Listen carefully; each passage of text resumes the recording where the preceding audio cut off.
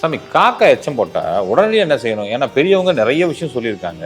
அதுக்கு ஒரு விளக்கம் சொல்லுங்க சாமி. இந்த காகத்தின் எச்சம் பரணி நட்சத்திரத்துக்காரர்களுக்கு எந்த விதத்திலும் பாதிப்பை தராது.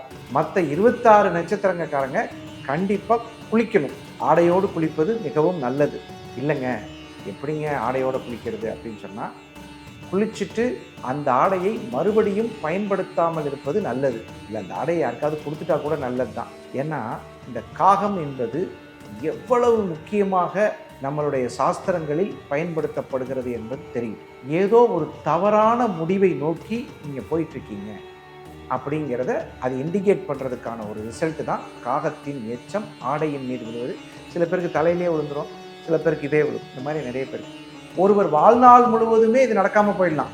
காகத்தின் எச்சம் எனக்கெல்லாம் விழுகவே இல்லைங்கன்னு 95 வயசில் கூட ஒருத்தர் சொல்லலாம்.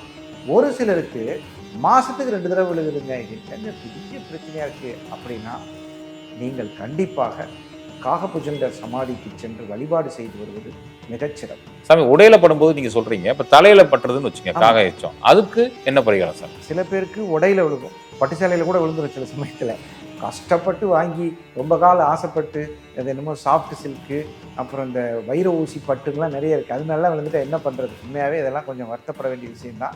அதை கூட திருப்பி அந்த ஆடையை பயன்படுத்தாமல் இருப்பது நல்லது. ஆனால் நீங்கள் என்ன கேட்குறீங்க, உடம்புல சில பேருக்கு விழுந்துடும், தலையில் விழுகுது. இப்படி கையில் பைக் ஓட்டிகிட்டு போகும்போது டக்குன்னு போட்டு போயிடும், ஃப்ராக்ஸ் ஆஃப் செகண்டில் போயிடும். உடனே குளிப்பது நல்லது. குளிச்சுட்டு பக்கத்தில் இருக்கிற விநாயகர் கோயில் போயிட்டு வர்றது நல்லது. அடிக்கடி இந்த சம்பவங்கள் நடந்தால் காகபுஜண்டர் சமாதி அருமையாக இருக்குது. நம்ம கள்ளக்குறிச்சி மாவட்டத்தில் தென்பொன் பரப்பி அங்கே தான் சூரியகாந்த கல்லினால் செய்யப்பட்ட அற்புதமான சிவலிங்கம் இருக்கிறது. தரிசனம் செய்துவிட்டு காகபுஜண்டர் சமாதியை தரிசனம் செய்துவிட்டு வந்தால் இந்த தோஷம் நிவர்த்தியாகும். இப்போ வேலைக்கு போகிறப்ப விழுந்தது சாமி, நம்ம அதை அந்த இடத்துல தொடச்சிடுறோம். தொடச்சிட்டு வந்து வீட்டில் வந்து குளிச்சுக்கலாமா? அது ஒன்றும் தப்பு இல்லையா? ஏன்னா உடனே வர முடியாது, ஒரு வேலையாக போயிட்டு இருக்கணும்னு வச்சுக்கோங்களேன், உடனே வர முடியாது. அதாவது சாஸ்திரம் என்பது முடிந்த அளவு ஃபாலோ பண்ணணும்.